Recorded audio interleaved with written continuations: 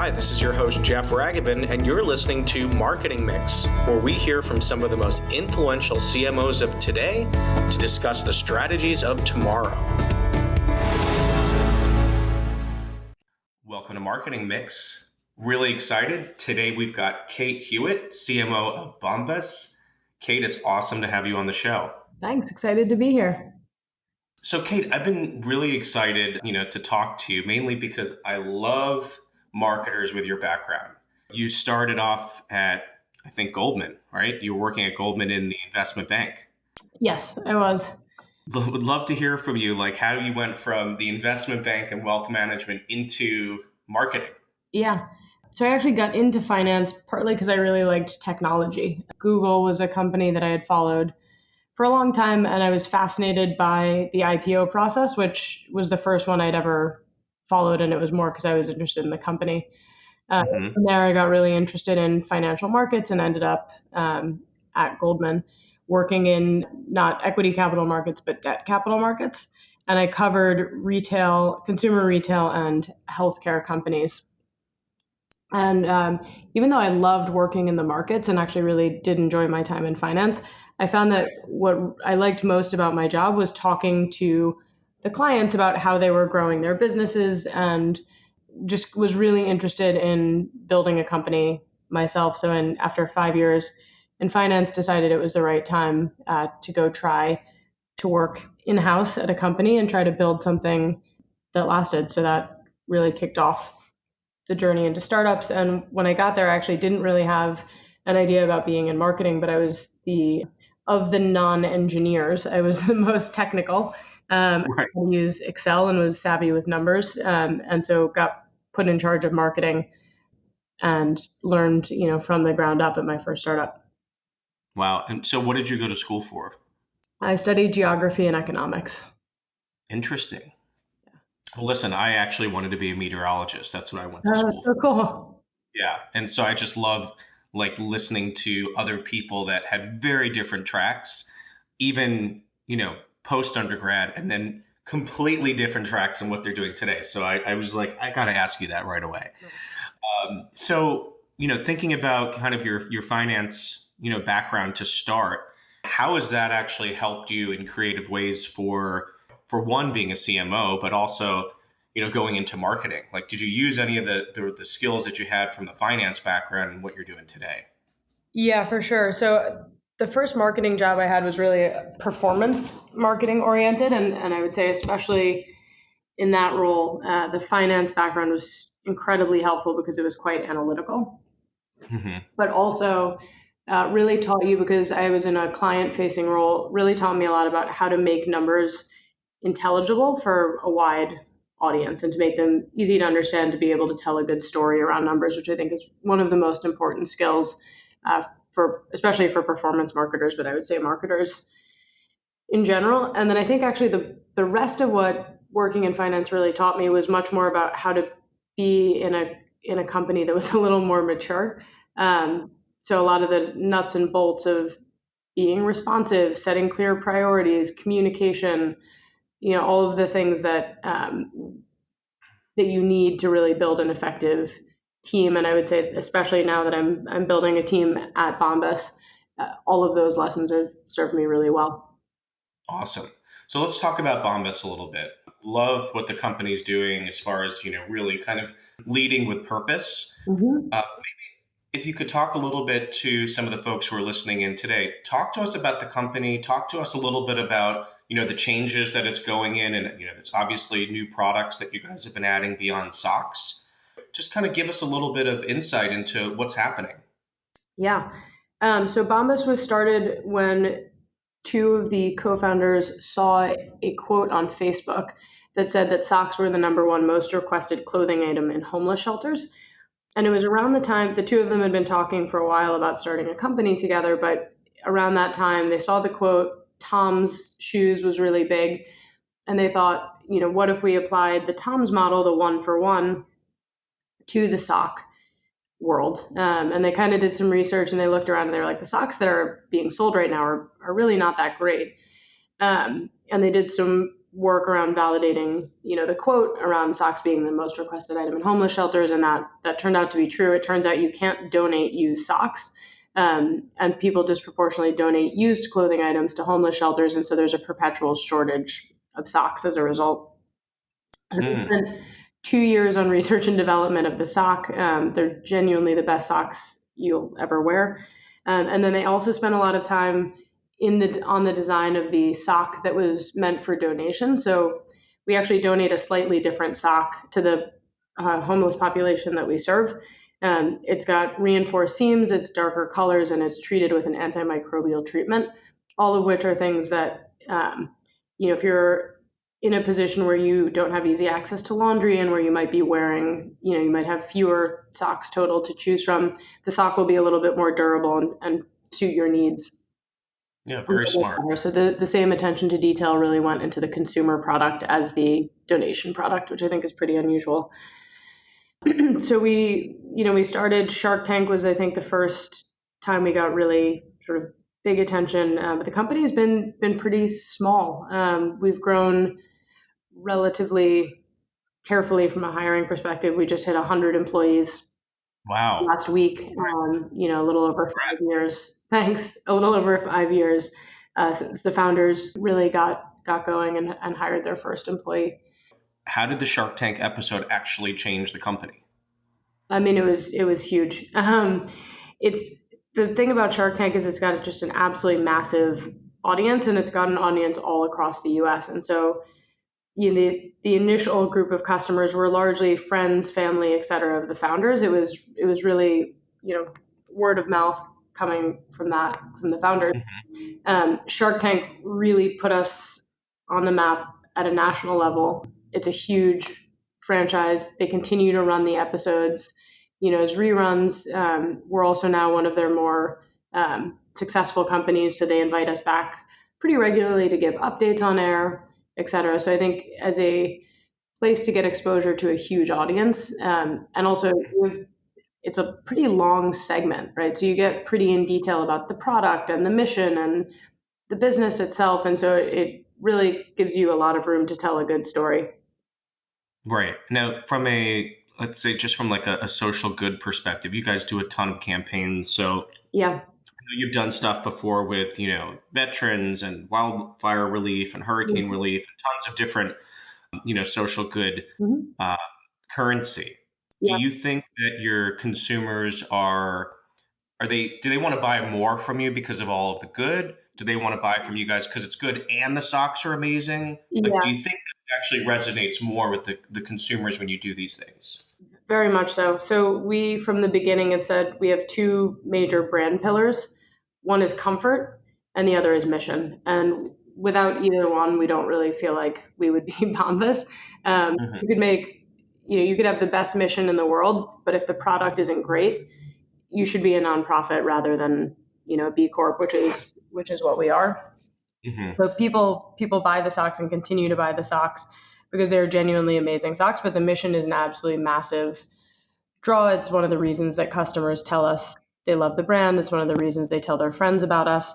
And we find that when we talk about mission, for example, in our Pride campaign this year, one thing that we were able to do that a lot of other brands weren't is we were able to say Pride is important to us as a brand because 4 out of every 10 homeless youth identify as LGBTQIA plus, and that gives us a really unique way to talk about Pride and make it relevant because it is something that really disproportionately impacts the community that we serve.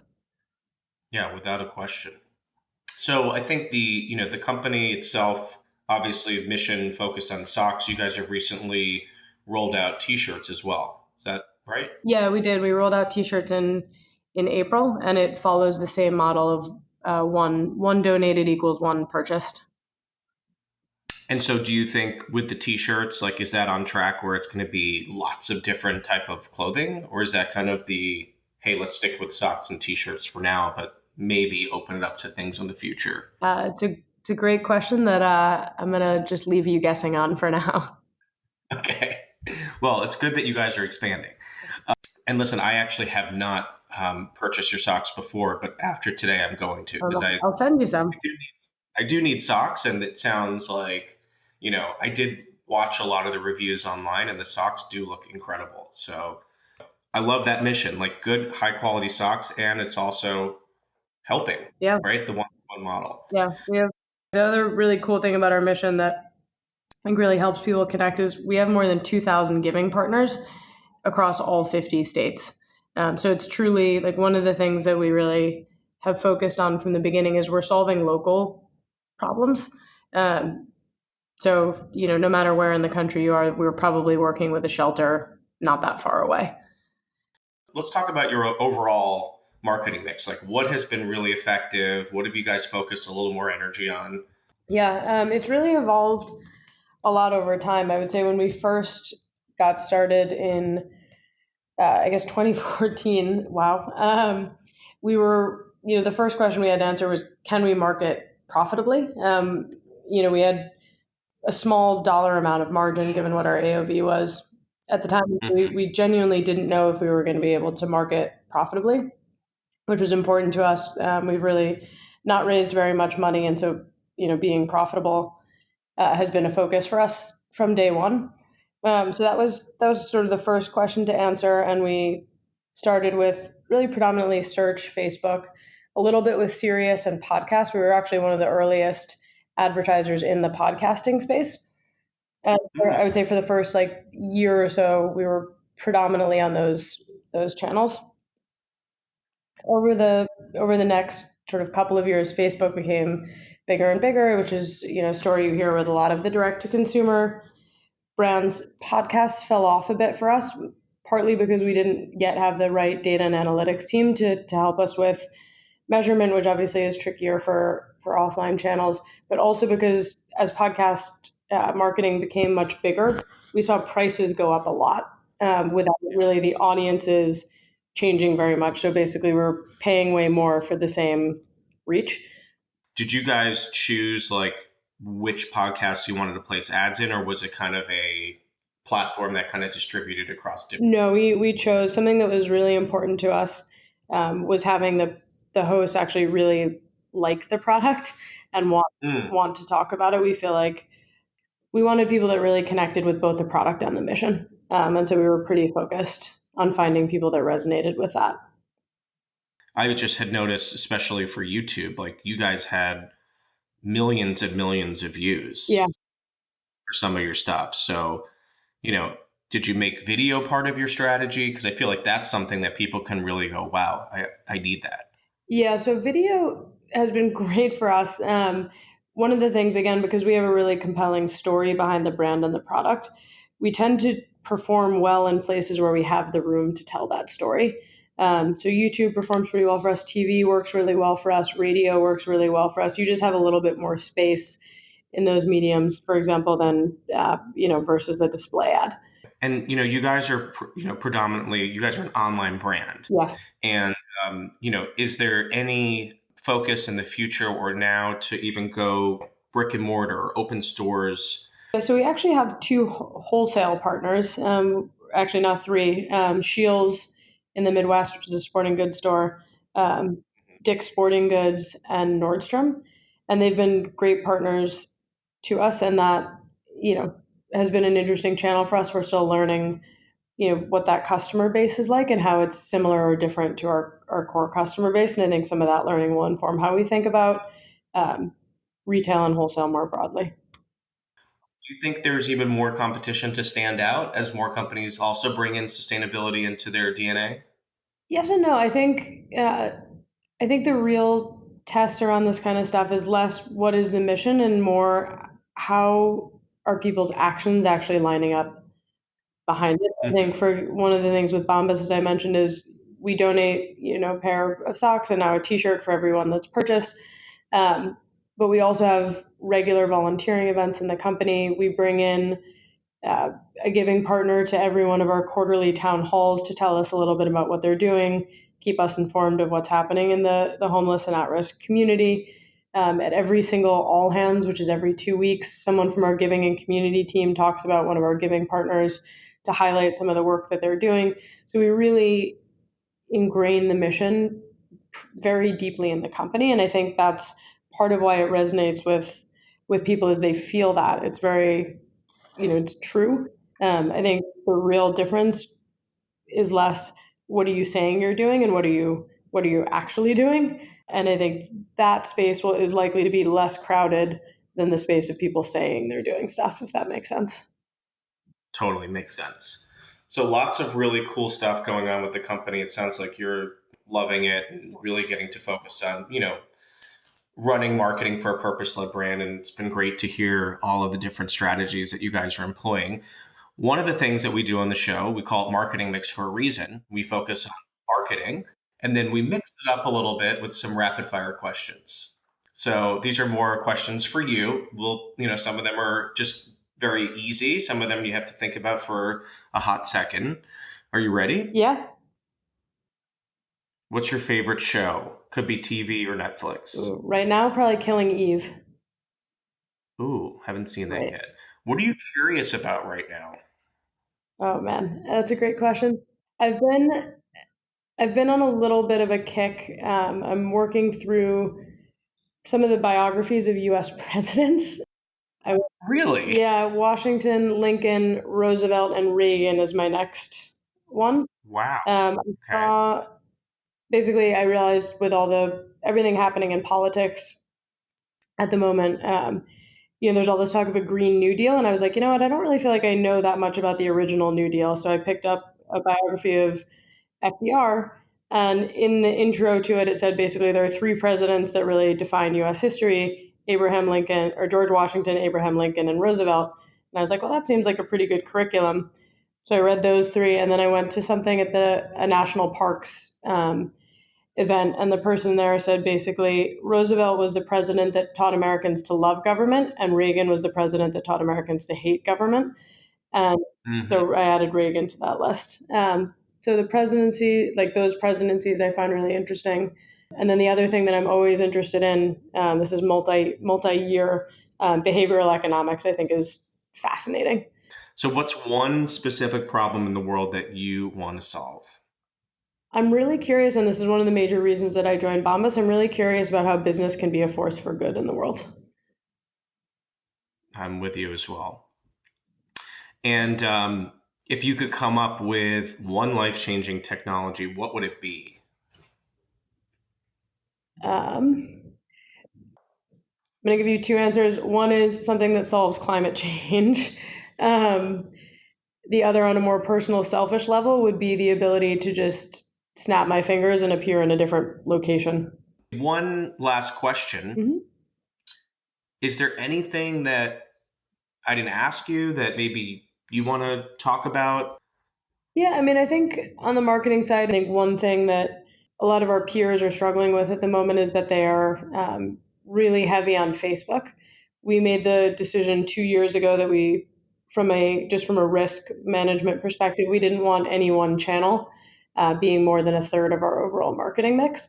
At the time, Facebook was significantly more than that, and so even though Facebook, in terms of absolute dollars, has continued to grow, immensely since that time period, we've made a real effort to diversify away from Facebook and also continue to maintain our focus on profitability, which I think are two of the things I'm probably most proud of.